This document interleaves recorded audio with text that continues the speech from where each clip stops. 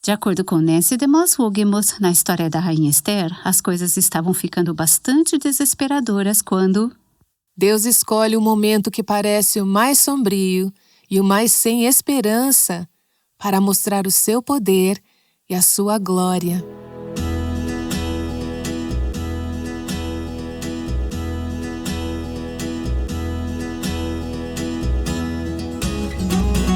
Este é o Aviva Nossos Corações, com Nancy DeMoss Wogemuth, autora de O Céu Reina, na voz de Renata Santos. A indústria do entretenimento está pronta para te oferecer diversão a qualquer hora, em qualquer lugar. Claro, a Bíblia nos chama a uma vida de profunda alegria, mas há momentos em que é apropriado lamentar. Nancy vai descrever um desses momentos de lamento enquanto continua na série Esther, uma mulher de Deus no tempo de Deus. Se você esteve conosco ontem, lembra que o rei Assuero e o seu primeiro-ministro, Amã, que era um homem ímpio e impiedoso, acabaram de emitir um edital declarando a aniquilação de toda a população judaica no Império Persa. Esta é uma tentativa maciça de destruir o povo de Deus e, humanamente falando, parece que o plano deles, o complô maligno deles, vai dar certo. Não é interessante que, às vezes, aqueles que causam o maior dano neste mundo e ao reino de Deus são totalmente alheios ao que fizeram? Eles não têm ideia. Hoje chegamos ao capítulo 3 de Esther, logo após esse decreto ter sido enviado por mensageiros por todo o império. O versículo 15 nos diz: o rei Assuero e Amã se assentaram para beber. Eles se sentaram para ter outro banquete, para ter outra festa, mas a cidade de Suzã, a capital do Império Persa, estava perplexa. Não é isso uma imagem do que está acontecendo ao nosso redor? O povo de Deus e nossa cultura muitas vezes estão tão confusos, mas aqueles que estão causando o dano estão festejando, brincando e bebendo em total ignorância ou desdém ao que está acontecendo. A propósito, lembro de Provérbios 31, 4-5, onde diz: não é próprio dos reis, ó Lemuel, não é próprio dos reis beber vinho, nem dos príncipes desejar bebida forte. Quando eles bebem, se esquecem da lei e pervertem o direito de todos os aflitos. Não é isso que está acontecendo aqui?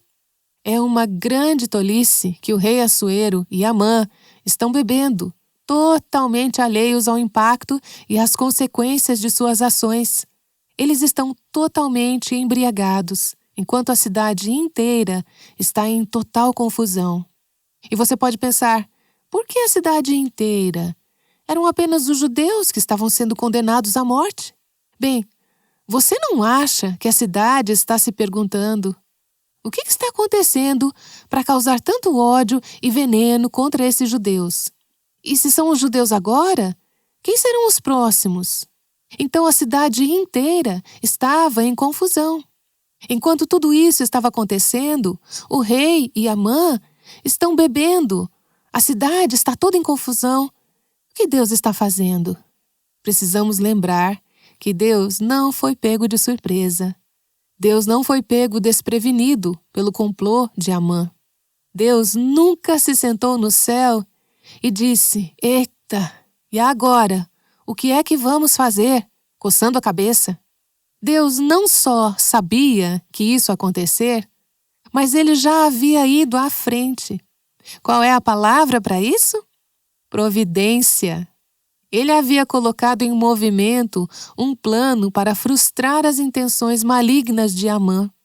Deus posicionou um de seus servos, Mordecai, no portão e posicionou outro de seus servos, Esther, como rainha, no palácio. Como é que ela chegou lá? Os reis persas não casavam com mulheres judias, mas aquele rei se casou. Como? Por quê? Porque Deus está no controle. Porque Deus é soberano. Porque o coração do rei está nas mãos do Senhor. Lembre-se de que qualquer mal que surja neste mundo e em sua vida, no seu mundo, no seu local de trabalho, na sua casa, na sua escola, lembre-se de que qualquer mal, seja ele contra Deus, contra seu povo, contra você pode ter certeza de que Deus sabia disso antes que acontecesse. E Ele tem prontos os instrumentos para sobrepujar esse mal da maneira dele e no tempo dele. Pergunte a si mesma, como serva de Deus, para qual propósito Deus me colocou aqui, nesta posição, neste momento? Se você é Mordecai sentado nos portões da cidade, pergunte-se, por que eu estou aqui? Qual é o propósito de Deus para mim? Se você é Esther no palácio, não foi o seu plano chegar lá, você não escreveu o roteiro, mas pergunte-se, o que é que eu estou fazendo aqui? Nesta sala de aula, nesta universidade, nesta casa casada com este homem, com esses filhos, nessa igreja, nessa comunidade? Por que Deus me colocou aqui? Qual é o propósito de Deus para a minha vida? Deus pode te ter em uma sala de aula com professores ímpios, ou em um local de trabalho com colegas profanos, ou em uma casa com um marido ímpio. Pergunte a si mesma, qual é o propósito de Deus? Por que Deus me posicionou neste lugar, neste portão, neste palácio, nesta circunstância, neste momento? Capítulo 4, de 1 a 2, diz assim: Quando Mordecai soube tudo o que havia passado, rasgou as suas roupas, se cobriu de pano de saco e de cinza, e saiu pela cidade, clamando em alta voz e soltando gritos de amargura. Chegou até a porta do rei, porque ninguém vestido de pano de saco podia entrar pela porta do rei. Aqui está Mordecai, o judeu, que se entristece com esse edital assim que toma conhecimento dele. Por quê? Bem, antes de mais nada, ele deve estar pensando, isso é minha culpa. Foi porque eu não me curvei a Amã. E é claro que ele tem um senso de responsabilidade pessoal, mas ele está lamentando pela aflição do povo de Deus, pela batalha e a guerra que estão acontecendo. E ele faz isso de uma maneira pública, saco e cinzas, um sinal de humildade, contrição, quebrantamento e lamento. Ele não tem mais medo, ele não tem nada a temer. A batalha está acontecendo. Ele não tem nada a arriscar, nada a perder. Não há lugar nem ninguém a recorrer a não ser a Deus. E ele vai para a praça pública. Ele não está apenas em casa, lamentando. Ele está lá, na praça, vestido de saco e cinzas. Ele faz um escândalo no meio da cidade, gritos altos e amargos, saco e cinzas. Mordecai não pode ver o que Deus está fazendo. Ele não pode ver o que Deus planejou. E você também não pode ver quando está no meio da sua situação, quando está lamentando e chorando.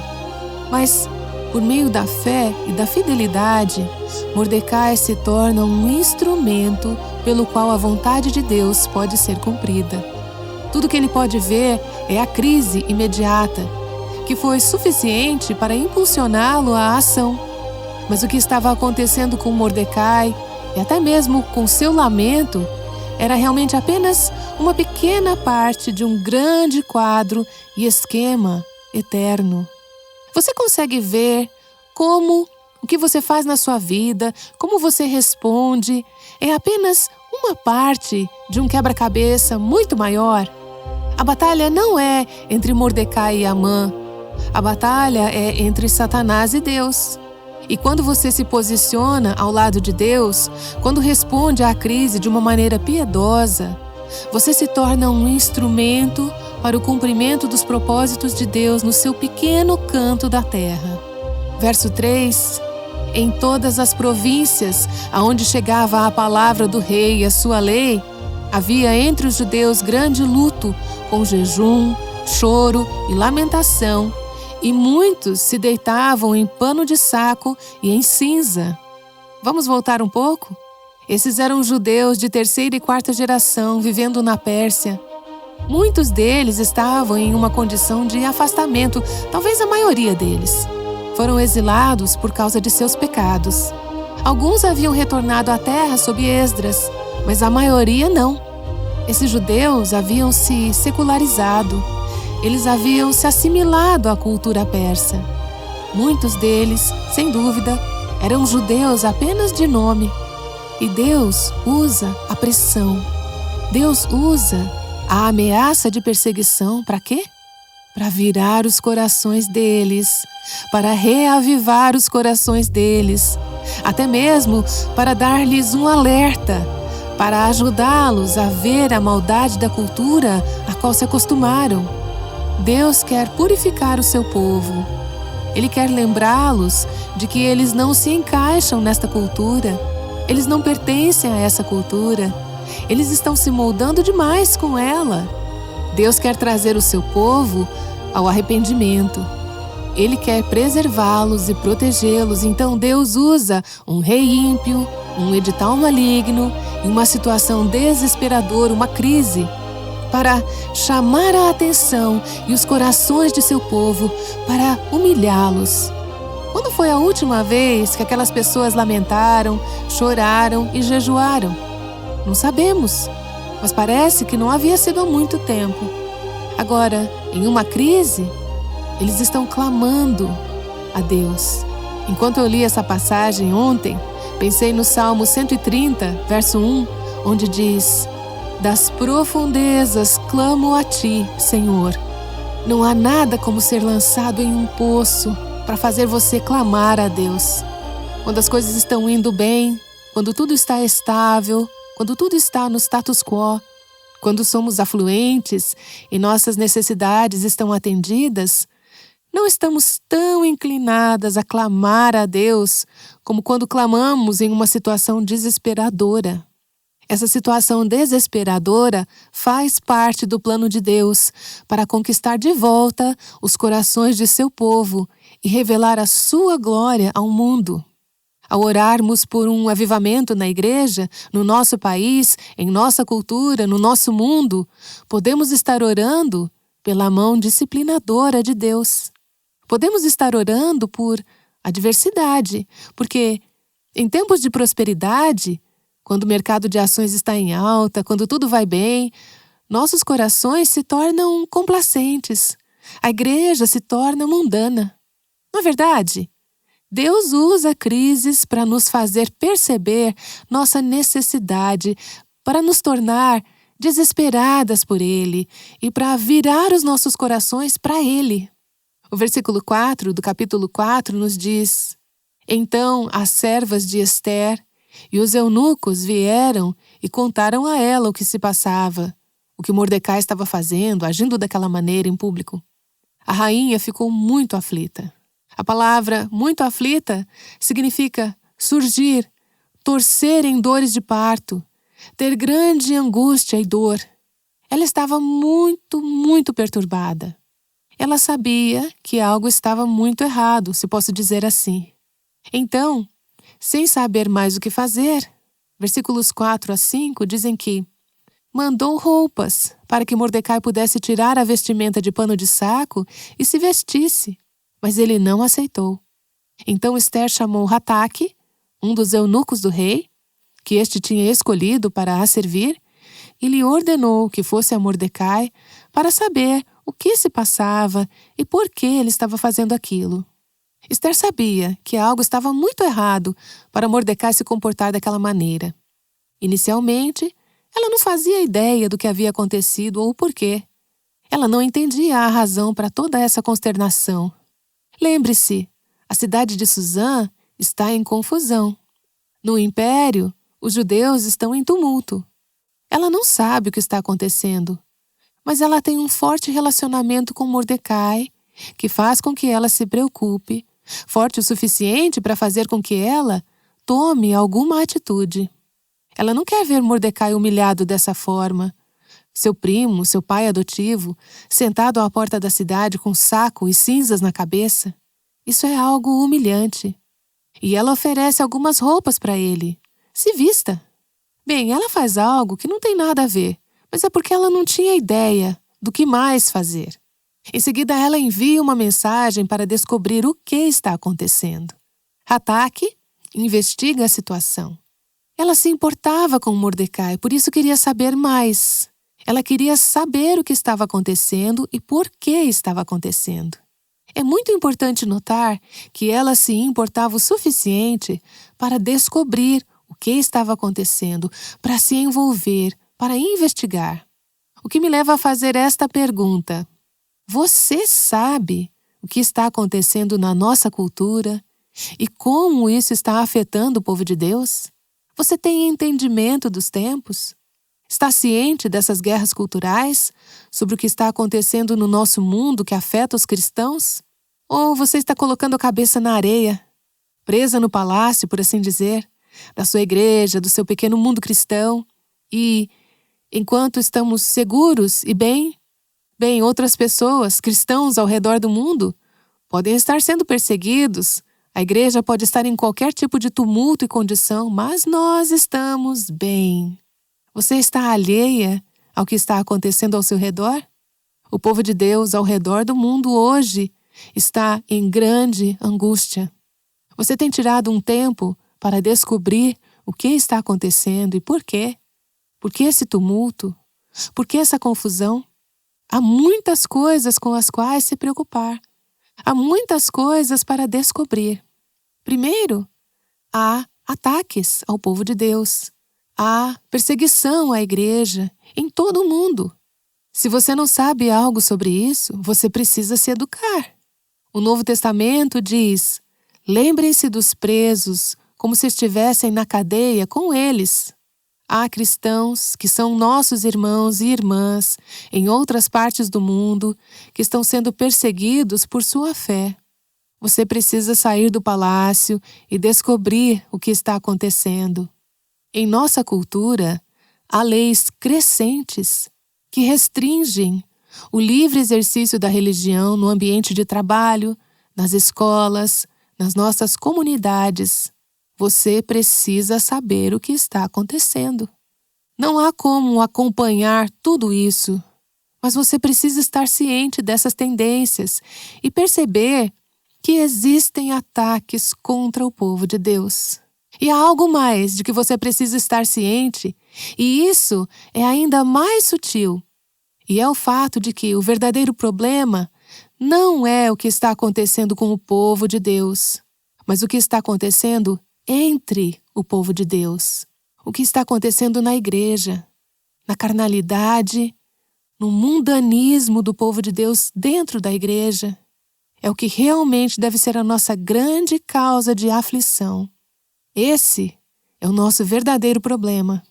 Eu gostaria que você pudesse ler. Bem, na verdade, eu não desejo isso para você, mas há algo muito comovente em ler muitos dos e-mails e cartões de oração que recebemos no Aviva Nossos Corações, em nossas conferências, por meio do Ministério de Rádio, de mulheres cristãs e até de alguns homens que estão abrindo seus corações sobre o que está acontecendo no mundo cristão, entre os cristãos. Deixe-me ler alguns deles para vocês, coisas que recebemos de cristãos. Essa mulher diz: sou uma mentirosa habitual. Preciso de libertação de vícios alimentares. Esta é uma cristã professa. Outra mulher diz: tenho um ódio venenoso do meu marido.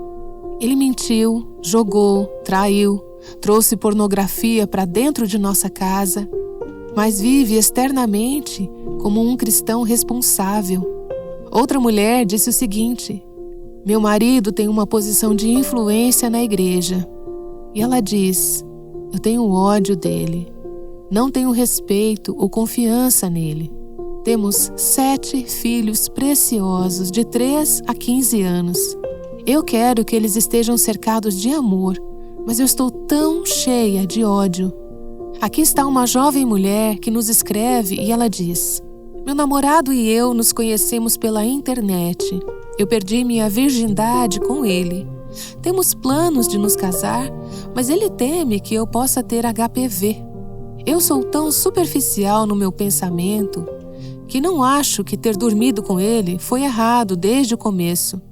Mas eu sei o que a Bíblia diz e o que sempre cresci acreditando. Meu namorado era um pastor licenciado quando era mais jovem, mas ele não parece achar que estamos fazendo algo errado. Ele cita a Bíblia, onde diz que tudo é permitido, mas nem tudo é benéfico. Eu estou tão perdida agora. Eu me afastei do Senhor por tanto tempo porque tenho medo de que terei que abrir mão do meu namorado, a quem amo mais do que a própria vida. Ela está confusa ou não? Você pode dizer, bem, ela não está na igreja. Sim, garotas e jovens mulheres assim estão na igreja. E é dentro da igreja que nossos jovens não têm conceito de certo e errado.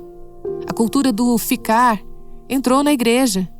E em grande parte nossos jovens cristãos, estudos mostram, seus estilos de vida, suas decisões, suas crenças, não são diferentes dos jovens não cristãos fora da igreja, no mundo. Isso deveria nos afligir. O fato de que hoje as pessoas podem ser membros da igreja em boa posição, com relacionamentos destruídos, com amargura, com ódio, com casamentos desmoronando. E não temos a igreja ao lado delas dizendo, isso não pode ser. Estamos simplesmente deixando acontecer. Estamos vendo vícios, o corte de partes do corpo, abortos, essas coisas dentro da igreja. Ganância, viver pelo dinheiro, não se importar com os pobres e oprimidos.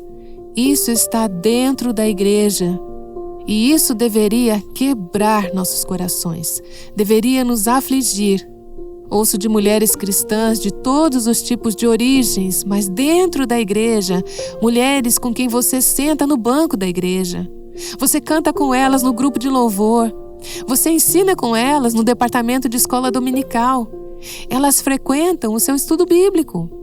Elas estudam a palavra. Algumas delas estão ensinando, mas estão envolvidas em todo tipo de relacionamento imoral, pornografia na internet, relacionamentos emocionais por e-mail e internet, lesbianismo. Essas coisas estão se espalhando na Igreja de Jesus Cristo e até mesmo entre aqueles que estão em posições de liderança no ministério cristão. Eu não estou dizendo isso para ser severa.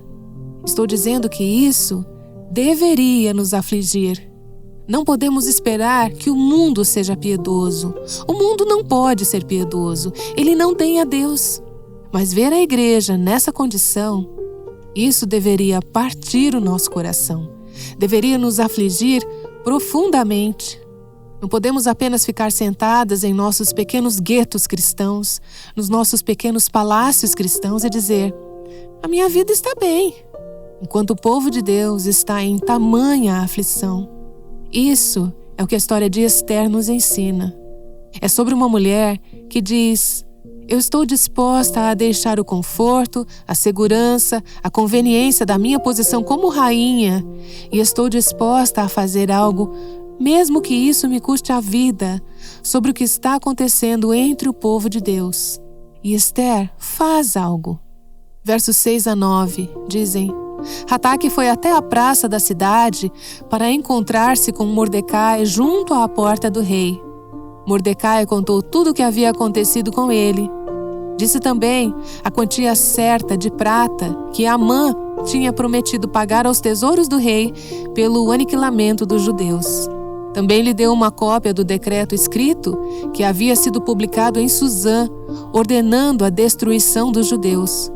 Mordecai pediu a Hataque que mostrasse a cópia a Esther e a pusesse a par de tudo, a fim de que ela fosse falar com o rei e lhe pedisse misericórdia e, na sua presença, lhe suplicasse pelo povo dela. Hataque voltou e transmitiu a Esther as palavras de Mordecai. Mordecai envia instruções para Esther suplicar ao rei em favor do seu povo. Esther estava acostumada a obedecer a Mordecai, lembra disso? Mais cedo, ela fez o que ele lhe disse. Ela continuou a viver conforme ele a havia criado, mesmo depois de se tornar rainha. Agora ela quer obedecê-lo, mas sabe que isso pode lhe custar a vida. ela está entre a cruz e a espada. Ela respeita Mordecai. A questão é, eu protejo minha vida? Eu salvo a minha pele? Ou eu me arrisco tudo, talvez para salvar a vida de milhões do meu povo? É exatamente isso que vemos no versículo 10. Então Esther falou com Hataque e mandou que ele entregasse a seguinte mensagem a Mordecai. Todos os servos do rei e o povo das províncias do rei sabem que, para qualquer homem ou mulher que, sem ser chamado, entrar no pátio interior para falar com o rei, não há outra sentença que não a de morte, a não ser que o rei estenda para essa pessoa o cetro de ouro, para que viva. E eu, nestes 30 dias, não fui chamada para comparecer diante do rei. Estas palavras de Esther foram transmitidas a Mordecai. A primeira reação de Esther foi: não há nada que eu possa fazer, minhas mãos estão atadas. Ela sabe que está casada com um homem violento. Ele é imprevisível, ele é um homem irado, ele é propenso a acessos de raiva. Ela sabe como chegou àquela posição, o que ele fez com a primeira rainha, Vasti. E ela se sente impotente. Ela se sente sem poder. Humanamente falando, o que estão pedindo para ela fazer é impossível. Não é apenas contra a lei, mas simplesmente não vai funcionar. Você pode se sentir, na situação em que Deus te colocou, que não pode fazer nada, que está impotente contra as forças do mal. Às vezes elas parecem tão fortes, tão esmagadoras e tão avassaladoras. Você já se sentiu assim? Esther entendeu isso. Curiosamente, pela primeira vez, Esther, que sempre encontrou favor com todos, agora se encontra em uma situação em que não tem o favor do rei. Ele não havia solicitado a sua presença há 1 mês. Sabemos que, humanamente falando, o timing, o tempo, não poderia ser pior. Mas Deus está no controle. Deus sabe o tempo. Deus está no controle. Deus orquestrou o tempo. Na plenitude dos tempos, Deus realiza seus propósitos. Deus escolhe o momento que parece o mais tenebroso e o mais sem esperança para mostrar o seu poder e glória. Sabe por quê? Para que nenhum ser humano possa levar o crédito. Isso é mais uma evidência da mão e do poder de Deus em ação. O fato de que o timing está péssimo. Não poderia ser pior. Mas isso é uma evidência de que Deus tem orquestrado tudo, porque a graça de Deus sempre brilha mais intensamente contra o cenário mais sombrio. Vamos ver que Deus colocou Esther exatamente onde Ele a queria. Deus colocou o rei exatamente onde Ele o queria. Mordecai exatamente onde Ele o queria. E Amã, bem, Deus está prestes a cuidar dele. Deus não está em pânico com tudo isso. Deus está no controle. Ele está orquestrando as circunstâncias para cumprir os seus propósitos, não apenas na vida de Esther, mas na sua vida também. Talvez você esteja enfrentando uma crise. Talvez seus planos para a sua vida estejam se desfazendo diante dos seus olhos e você se pergunta se Deus vê ou se importa.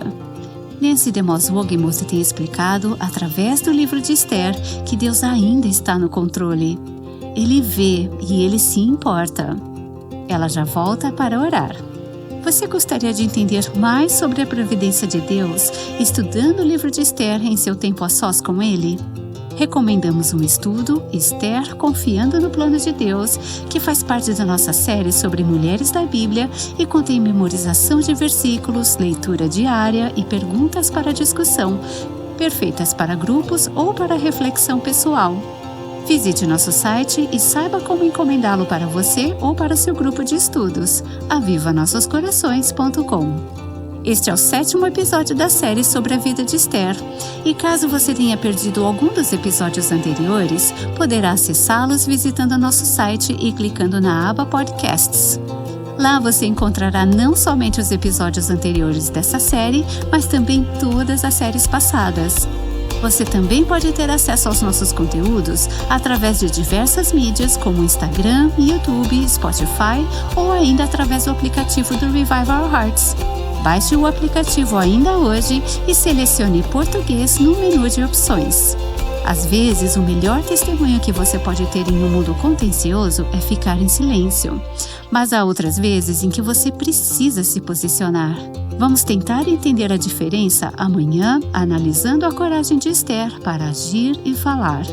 Agora, Nancy está de volta para concluir o nosso tempo juntas.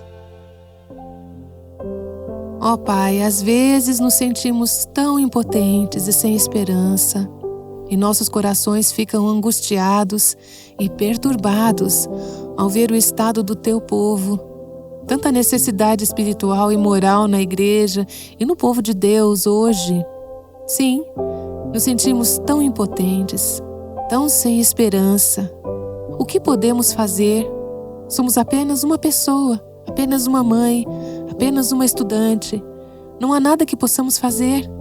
Mas Tu dizes: eu te coloquei nesse lugar, nessa posição, com um propósito. E Tu escolhes usar os instrumentos mais improváveis para que Tu recebas toda a glória.